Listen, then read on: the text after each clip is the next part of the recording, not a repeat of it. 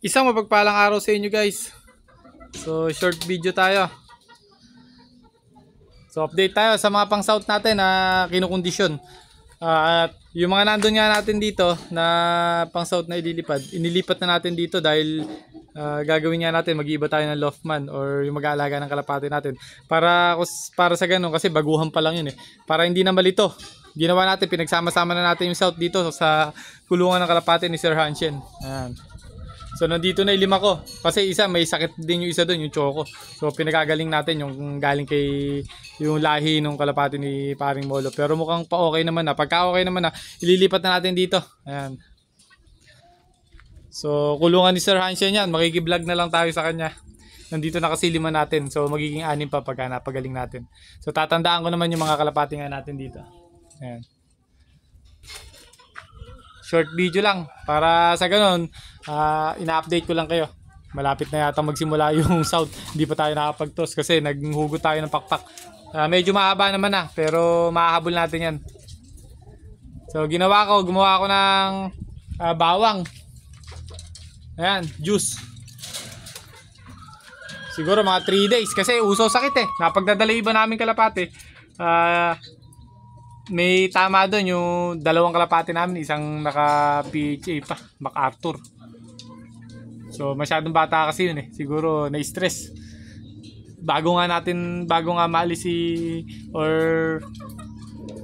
hindi na mag-alaga si Sir Tunying, na iniwanan niya sa atin, puro may mga sakit ano. So napagaling naman na natin. Ito, kagaganda na ng kondisyon yan. Kung mapapansin nyo naman sa video natin, halatang-halata naman na maganda na yung kondisyon ng mga kalapati nga natin na to. Ayan. So wala na tulak kabigin dyan sa mga yan. Gaganda ng linyada nyan. Sana maging okay na lang yung katandem natin ngayon sa pag-aalaga. So matutukan na lang. Para sa ganun, hindi puro finisher mangyayari sa atin. Makasungkit. Or makaswerte. So yan, gaganda ng kondisyon. At 3 to 5 days ko siguro pa inumin ng bawang. So hindi naman matapang yung ginawa nga natin na bawang juice na yun, ano? Para sa ganun malinis yung mga virus sa loob ng katawan. Kasi nagkakahawa-hawa yan. Puro pang ano namin yan, JPRC, CLRPC, saka GRPC na South Race yan. Ayan. So pakita ko lang sa inyo yung setup nung mga motivation natin. So ito nga yung loft or yung bahay nga nila, yan. Ilagyan natin ng mga pugad. So hindi pa natin nilalagyan ng mga karton, puro pugad lang. Kung pares-pares yung pumunta diyan, okay naman ano. So ayan, may mga pugad. Tapos nilagyan natin ng poop tray. Alam niyo kung bakit ko nilalagyan ng poop tray pagka nagsisimula ng training saka race. So konting tips lang sa mga nanonood nga sa atin. Kaya ako nilalagyan ng poop tray nang sa ganun, matandaan natin kasi mga territorial yan eh. Makikita mo may magte-teritoryo dito, nandiyan lang yung mga kalapati, andyan. Kung sino yung nakakulong dyan, dyan lang. Basta na dumating yung kalapati na yun, puro dyan siya pumupunta. So matatandaan natin yung mga dumi nga nila.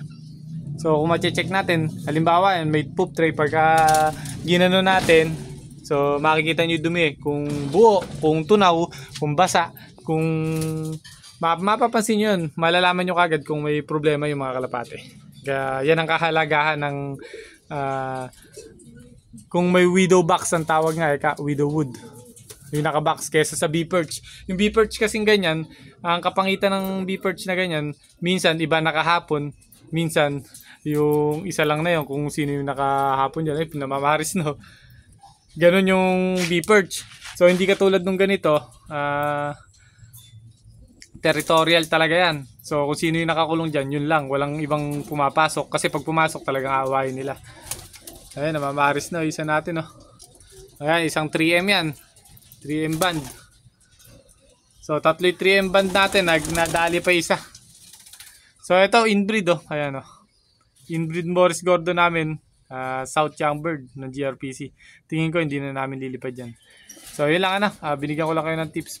Kaya mas gusto ko yung ganyan na meron silang kanya-kanyang kulungan para kung sakaling may dumumi ng basa, ma-check nyo kung kinabukasan ng maga.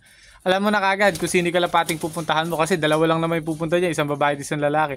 Kung sino yung nandyan, hawakan mo parehas, malalaman mo kagad kung may magaan or may hindi nagtunaw.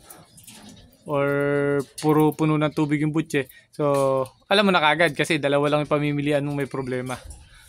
So, ganun lang. Kaya mas gusto ko yung ganyan. So, tulad nun na yun, box perch. Kung sino yung nakahapon doon, yun lang. Kasi kung may pupunta ibang kalapati doon, at makikita nung iba, aawain niya yung mga pupuntang ibang kalapati doon. Kung sino lang, tulad nun, dalawa lang yung nandun. Yun lang ang laging nandun. So, ayan o, gagandang kondisyon. So, sana swertihin na tayo. Ito kay Sir Hanshe, no? Napakagandang kalapati. Laki. So, magpapahapyaw na lang tayo ng mga video. Siguro, minsan sa isang linggo na lang ang magiging video natin. Dahil si Sir Hanshe talaga yung nagbibideo rito. So, i-update ko na lang kayo kung ano yung mangyayari sa 5 nandito natin, 5 kalapate. So, may isa pa tayo, pinagagaling, nandun pa sa kawayan. So, hindi ko inihalo dito. Kahit alam kong pagaling na. Kasi baka mahawa, sayang oh. Napakaganda na ng kondisyon.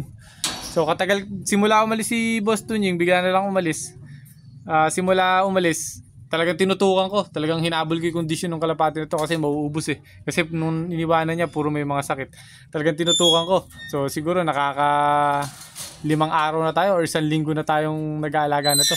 So kung nakita nyo naman, 1 linggo ko palang inaalagaan. Gaganda na ng kondisyon. Ayan. So lahat namumulbos na. Iniwanan sa akin yan. Iniwanan sa amin, puro halos may mga sakit yung iba. Ayan, ngayon gaganda ng condition. So kulang na lang sa pangungulag yung iba.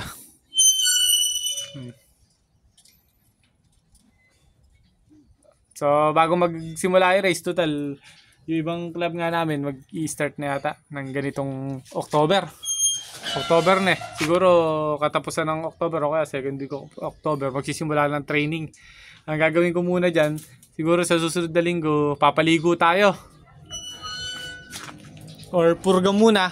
Pagyari ng purga, kunwari nagpurga tayo ng Martes, Martes ng gabi. Pag nagpurga tayo ng Martes ng gabi, Miyerkules ng maga paligo tayo alas 10, pantanggal hanip. Tapos after siguro 5 days pupurga ulit tayo. Kundi linggo or Lunes purga ulit sila. 2 beses natin pupurgahin sa 1 linggo. Kasi ang tekniko nga, kung paano ginagawa kong pamurga sa manok, ganun yung ginagawa ko sa kalapate.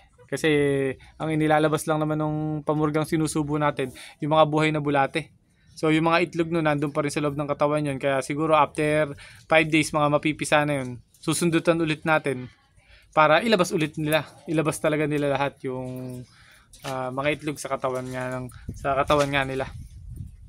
So ganun lang ano. Hanggang dito lang muna yung video natin. Nag-update lang ako. Ingat kayo guys. God bless.